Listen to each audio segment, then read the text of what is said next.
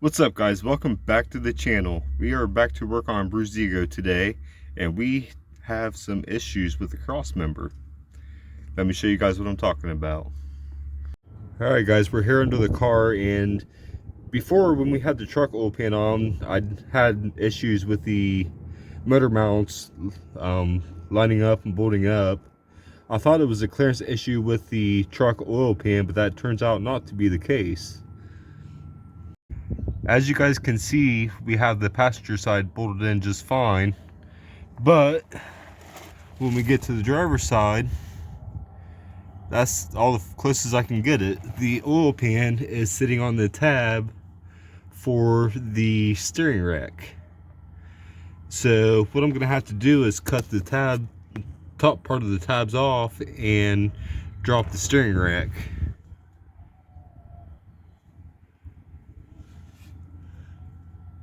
I don't know if you guys can see it very well, but as you can see, the oil pan is sitting right on the tab, and the tab won't allow the engine to go down any further. So we'll go ahead and pull that bolt back out, lift the engine back up, and start cutting the tabs. And there it is, guys. We got our two top tabs cut off. Let's go ahead and drop this engine down and see what happens. All right, guys, I got the one side of the engine bolted down in, but as you can see, we are still not lining up on our driver's side motor mount, and our oil pan is sitting flat on the K member. So what I'm gonna do is I'm gonna go ahead and cut that motor mount and angle it to fit the engine part of the motor mount. I'm pretty happy with the way the engine's sitting. It's sitting pretty level in there. It's not cocked to one side. So really what I probably should do is go ahead and cut both of them and adjust both sides, but I'm planning on putting a engine plate in anyways, so I'd like to just get it to where it's good enough, and then because once I get the motor plate in, those motor mounts are coming out of there. I don't like them anyways. Whoever put them in, they must have used a different oil pan than what I'm using, so they may have had clearance, or they screwed it up, and that's why I got the K member so cheap. Remember, I think I gave 250 bucks for this K member. So now I guess I'm seeing why. So here we go. All right, guys, this is where I have to admit I fucked up. Let me show you what I'm talking about. All right, so I got the top tabs cut off for the steering rack mount, and here's the problem. This is the wrong oil pan. When I went up to Jigs, I asked them for an F-body oil pan. They gave me a GM muscle car oil pan, and the bottom actually hangs lower than the truck pan on the front because of how it curves.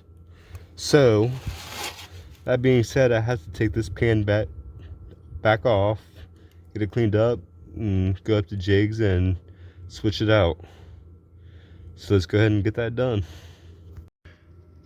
All right, guys, we got the oil pan and pickup tube back off. Hopefully tomorrow I'll get off at a decent time and make it up to Jigs and get the oil pan switched out. See you guys tomorrow. All right, guys, I made it up to Jigs today before work. I was able to get the oil pan switched out. This time they gave me an actual F-body oil pan, which they should have did to begin with. So we should have plenty of clearance with this one.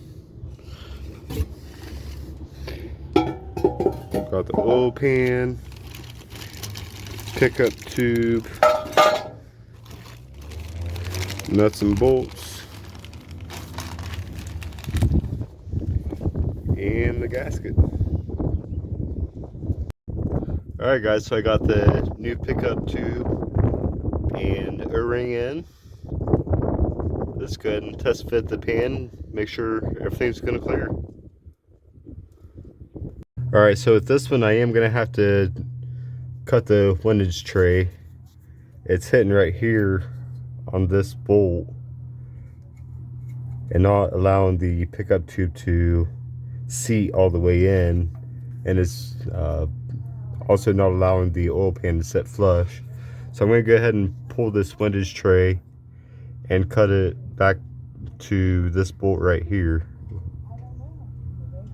Alright guys, so all I'm going to do is, I was going to just slice it straight across, but I think all I'm going to do is, there's a slot right here at the top of the windage tray.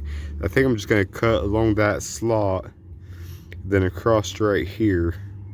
And I think that'll give us enough clearance for our pickup tube. Alright guys, I've got it cut out. Let's go ahead and see how everything fits. Alright, so I went ahead and just cut the windage tray straight across. And everything's back in, bolted up. So we should be good to go to bolt up the oil pan. I'm going to give it one more little test fit before I break out the gasket and prep it and get everything bolted up. So let me do that and I'll be right back with you guys. Now that the pan's bolted on, we can go ahead and set the engine back down into its mounts. Let's see how this goes.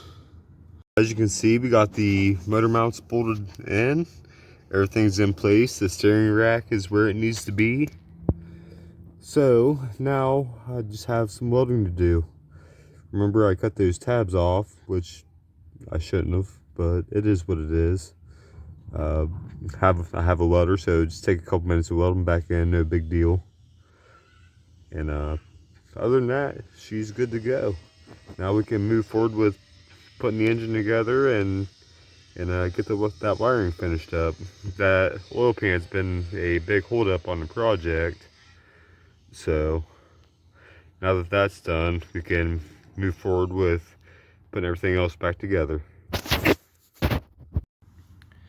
Alright guys, that's going to wrap up this video. From here on out, it's going to be full steam ahead.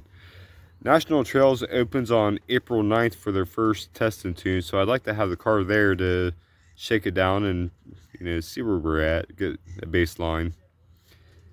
Now that this hurdle's over, the next video, me and my son will start putting engine accessories together and get the intake back on and wiring in place. That way I can finish up the wiring hopefully over the weekend, and I'm hoping this weekend we can hear it fire for the first time. But that's going to do it for this one. Remember, comment, like, subscribe, and we'll catch you guys in the next video. See ya.